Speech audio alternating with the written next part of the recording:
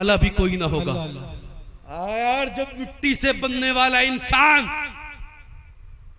जो मिट्टी से पैदा हुआ और जिसे एक दिन मिट्टी में जाके मिल जाना है, जब उसकी ये हैसियत है, जब उसका ये मामला है, वो ये सोचता है कि कौन मेरे पाँव में जंजीरें डालेगा। तो फिर मुझे बताओ, जिसने लफ्ज़ कुन से कायनात पैदा की, जिसने इंसान को अशरफुल मखलूक़ात बनाया, जब वो कब्र में अजाब देगा तो फिर कौन है अजाब से बचाने वाला, कौन है अजाब से रोकने वाला। तो मेरे प्यारे, अपनी जिंदगियों पे गौर करो, अपने बच्चों को अच्छी तालीम दो, अच्छी तरबियत दो, अपने बच्चों को सिखाओ, सिर्फ नाम का हुसैनी मत बनाओ, काम का हुसैनी बनाओ। नाम का हुसैनी मत बनाओ, काम का हुसैनी बनाओ।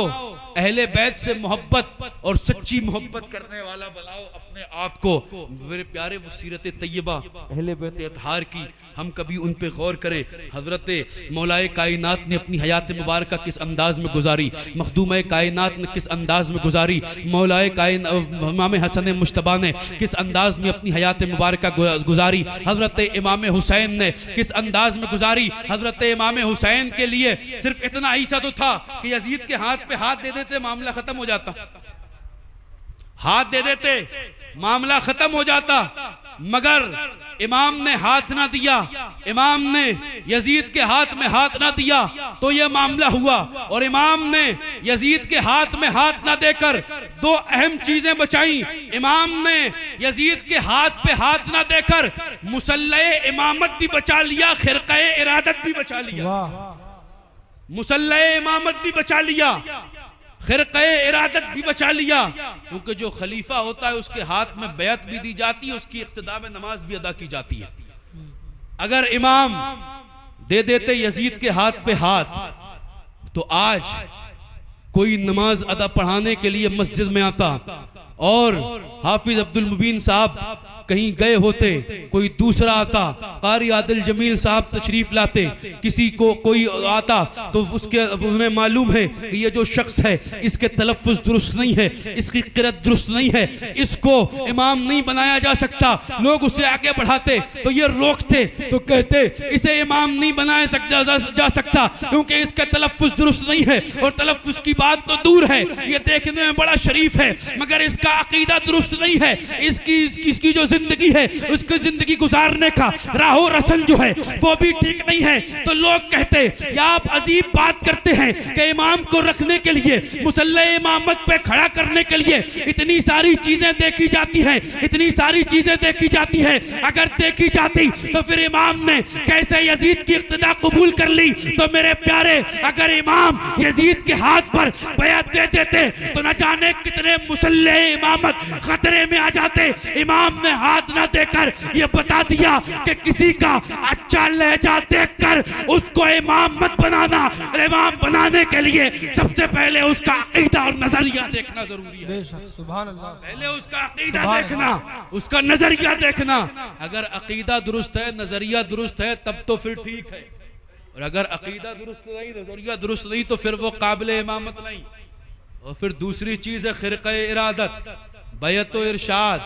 आज उलमा लोगों को समझाते हैं, क्योंकि जो सही पीर हैं वो बहुत कम तादाद में, ऐसा नहीं कह नहीं है, मगर जो बिला वजह के पीर बन गए,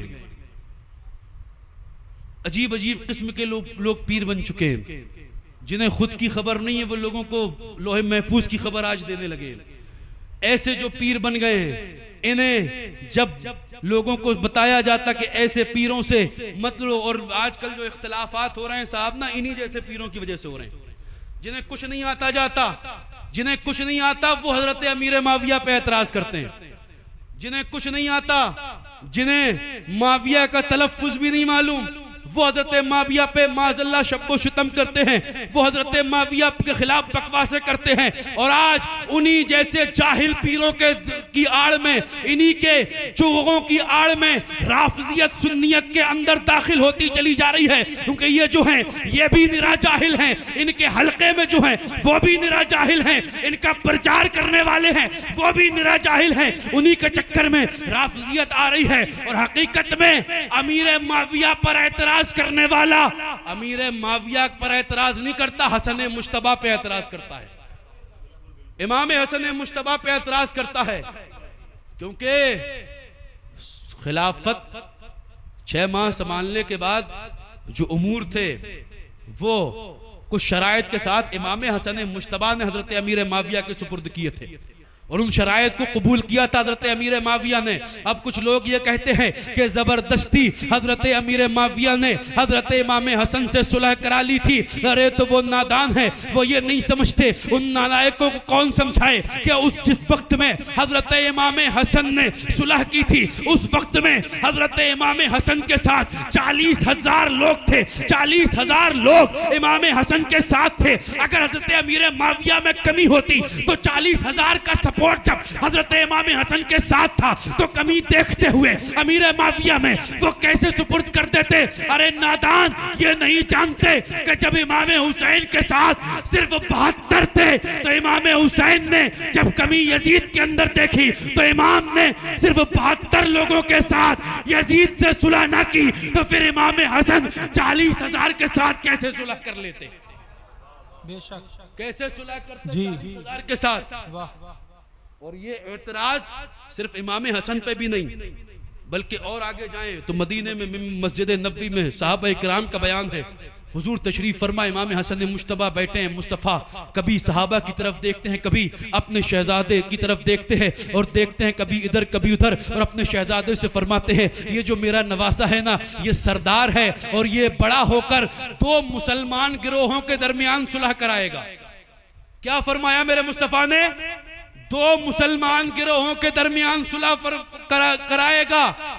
उस वक्त में 2 गिरोह कौन थे? एक वो था जो हजरत अली की तरफ था, एक वो था जो हजरत अमीर माविया की तरफ था। मुस्तफ़ा जाने रहमत ने हजरत अली के साथ वालों को भी मुसलमान फरमाया, हजरत अमीर माविया के साथ वालों को भी मुसलमान फरमाया। तो हकीकत में अमीर माविया पर एतराज करने वाले सिर्फ हजरत अमीर माविया पर एतराज नहीं कर रहे, तो हजरत इमाम हसन मुश्तबा पे भी एतराज करते हैं और मुस्तफ़ा के इस कौल पर भी एतराज करते कि मेरा बेटा 2 मुसलमान गिरोहों के दरमियान सुलह कराएगा।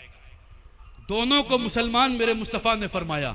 मामला उस वक्त ये हुआ था कि उस वक्त हजरत अली की खिलाफत, हजरत उस्मान की शहादत हुई थी और खलीफा हजरत अली बने थे, अभी पूरा कंट्रोल भी ना आया था और हजरत अमीर माविया चाहते थे कि उनके हजरत उस्मान के कातिलों से जो है कि इंतकाम लिया जाए और यहाँ हजरत अली चाहते थे कि कुछ इंतजार कर ले, मैं पहले पूरा कंट्रोल तो ले लूं। दोनों तरफ से नियतें दोनों की दुरुस्त थी, मगर यह था कि कुछ मुनाफिक जो मुसलमानों का भेष धर के मुसलमानों के बीच में आ गए थे वो आग लगाते थे और इसी बिना पर मुसलमानों को खूब लड़ाया गया। और जानते हैं जब इमाम हसन मुश्तबा ने सुलह कराई थी उस वक्त भी लोग इमाम हसन मुश्तबा को जो है कि गालियां देते थे और बदकलामी करते थे। बहुत से लोग तो इमाम जब गुजरते थे तो इमाम हसन मुश्तबा के मुंह पर कहते थे कि ये वो है जिन्होंने मुसलमानों को शर्मिंदगी में डाला है, जिन्होंने मुसलमानों को शर्मिंदगी में डाला। तो इमाम हसन मुश्तबा फरमाते थे अगर शर्मिंदगी जहन्नम की आग से बेहतर है, मुसलमानों को लड़ाना जहन्नम में जाना है, और अगर जहन्नम की आग से बचकर मुसलमान मुत्तहिद हो जाए तो उससे बेहतर ये दुनिया की शर्मिंदगी है। मगर आज लोग इज्जत इमाम हसन मुश्तबा पर भी एतराज करते हैं और फिर दावा दलील क्या देते हैं? दलील ये देते हैं कि इख्तिलाफ करना हर एक का हक है। मुस्तफ़ा ने फरमाया कि इख्तिलाफ मेरी उम्मत में रहमत है। मैं कहता हूँ ठीक है, इख्तिलाफ करना अच्छी बात है, मगर पहले ये तो देख ले कि तेरी औकात है हसन मुश्तबा से इख्तिलाफ करने की। औकात है तेरी हसन मुश्तबा से औकात इख्तिलाफ करने की? औकात नहीं है 2 पैसे की। चलाए हसन मुश्तबा से इख्तिलाफ करने के लिए। तो आज ये जो सारी चीजें हो रही है ना, ये सिर्फ इसीलिए हो रही हैं, ये जो जाहिल और ये जो पीर आए हैं, मेरे प्यारे पीर जब किसी को बनाओ तो ये मत देखना कि उसकी दाढ़ी कितनी बड़ी है या उसके फॉलोवर्स कितने ज्यादा हैं या उसके जो है कि मानने वालों की तादाद कितनी है या कितने लोग उसको फॉलो करते हैं या कितनी शोहरत उसे मिली है, ये मत देखना। भले ही पीर पोसीदा लिबास में हो, मगर अगर मुस्तफा का आशिक है और मुस्तफा की शरीयत का पाबंद है तभी वो तुम्हें जन्नत में ले जाएगा। और अगर मुस्तफा की शरीयत का पाबंद ना हो, कहीं का भी हो, कोई भी हो, वो जहन्नम में तो ले जा सकता है, जन्नत में कभी नहीं ले जा सकता। तो मेरे प्यारे, ये जिक्र हुसैन